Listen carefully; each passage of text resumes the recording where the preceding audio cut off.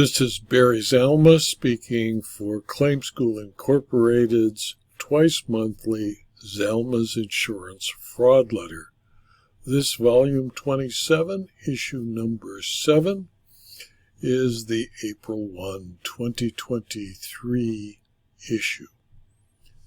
It is and will continue to be the source for insurance fraud professionals. And we will have articles that you can read in detail on the fraud letter by clicking on the link that is on this screen. And it will start with why Louisiana and Texas have charged a public insurance adjuster, Andrew Joseph Mitchell, who was indicted by a grand jury in Kimble County, Texas, on a second-degree forgery charge for allegedly signing the names of property owners on settlement checks so that he could keep the funds for himself. Mitchell is currently jailed in Louisiana after being charged with running a similar scheme in Louisiana. You can read the full article as well as the full 22-page Zalma's Insurance Fraud Letter at the link attached. Then there's the article about the victims of fraud. Virtually anyone can fall prey to fraudulent crimes. Con artists do not pass over anyone due to such factors as a person's age, finances, educational level, gender, race, culture, ability, or geographic location. In fact, fraud perpetrators often target certain groups based on those factors, and very often, insurers are the victims of fraud. And that is why there is a Zalma's Insurance Fraud Letter. Then there's a lengthy article with more, and this the third installment of issues raised by the actions of the law firm McClenny, Mosley and Associates, also known as MMA. In this third issue, or installment of the saga of MMA and its problems with the federal courts in the state of Louisiana, in what appears to be an effort to profit from what some magistrate and district judges indicate may be criminal conduct to profit from insurance claims relating to hurricane damage to the public of the state of Louisiana. The article will include details on the suspension of Richard William Huey III by the Louisiana Supreme Court, the order of Judge James D. Kane, Jr. suspending MMA from practice in his federal court, 2 class action lawsuits filed against MMA by members of the public and its lawyers, an order from Judge North regarding violation of Rule 11 that started out with the following unbelievable quotation, quote, "When ego and greed become lawyers' guiding principles, we get cases like Frontovich versus Allied Trust." You can read the full 28-page report at the link in the blog. You can read about a race discrimination suit filed against MMA, the order of Judge Brian K. Abels restraining MMA from spending any fees collected, the disappearance of MMA from Louisiana, a suit by Apex Roofing against Huey for malpractice, and against the entire firm, and Huey's filing of withdrawal as counsel of multiple suits using the MMA letterhead, even though he has been suspended from the practice of law in the state of Louisiana. Then you can read the article about free insurance videos, where you can view more than 500 videos at www.rumble.com/Zalma.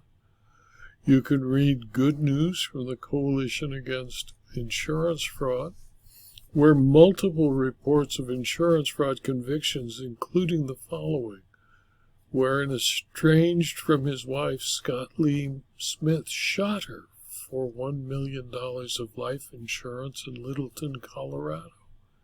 He filed for divorce from Knock just 11 days before shooting her in the basement of her home. Smith had called 911 after shooting his wife in the face, lying that she attacked him with a butcher knife. Yet he had no visible injuries, nor were there signs of a struggle.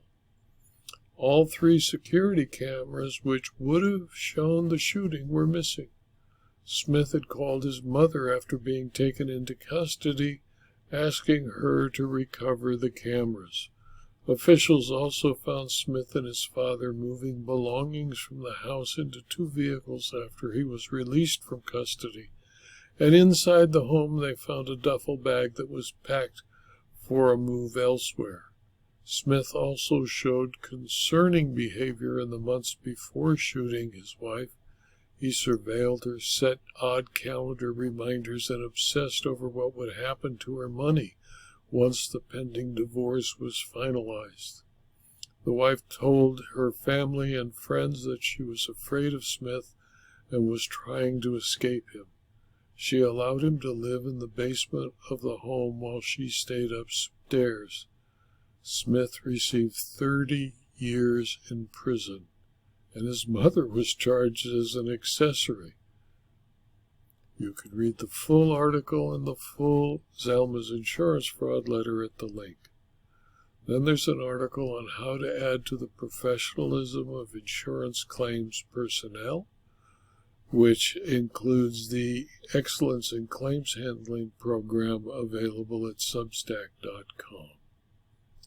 Next is an article on what insurance fraud is, where it defines insurance fraud as the most popular and perpetrated crime in the world, next to perhaps tax fraud.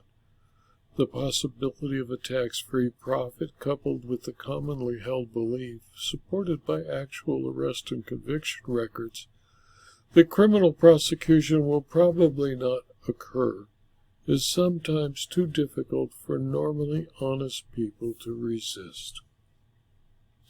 Then there's an article on health insurance fraud convictions, including an article on why hundreds of millions of potential liabilities result from federal jury False Claims Act verdict, where a company called Cameron Ellen Group, Inc., which does business as Precision Lens, and its owner, revealed a prime example of the significant interplay between the anti-kickback statute and the False Claims Act, and a federal jury returned a verdict of more than $43 million in damages against the Cameron Ellen Group.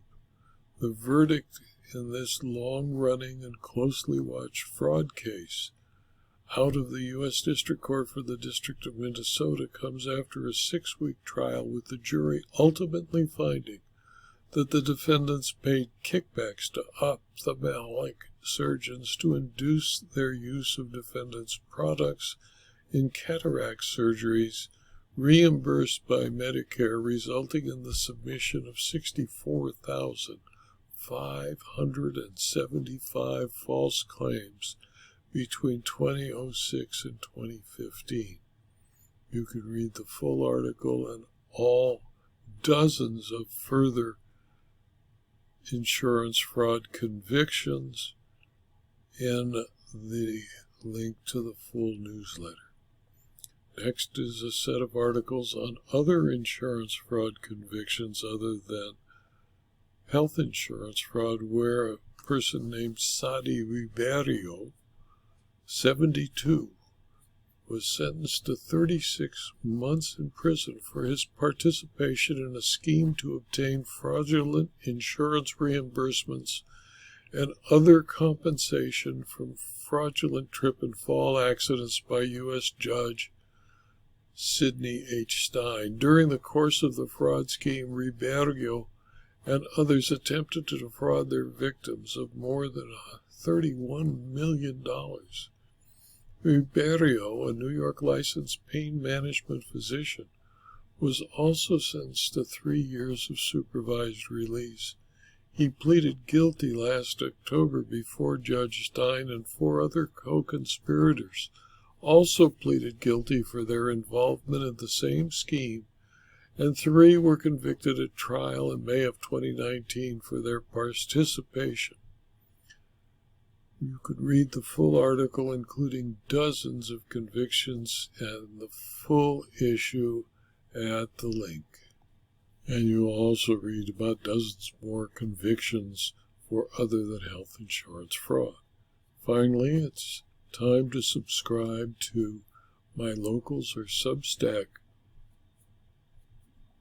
facilities, because there I have published special insurance videos and other special programs to help understand the insurance industry and insurance law and insurance claims, where I published on locals.com more than 25 videos and 2 webinars of the Excellence in Claims Handling program. I also published on Substack.com videos and the webinar on the examination under oath. You can see these videos if you subscribe for a very small fee to the Substack publications or to my locals community. Thank you, and also consider subscribing to Zalma's Insurance Fraud Letter, where you can receive by email a link and the full newsletter every 2 weeks, 52 weeks a year. Thank you for your attention.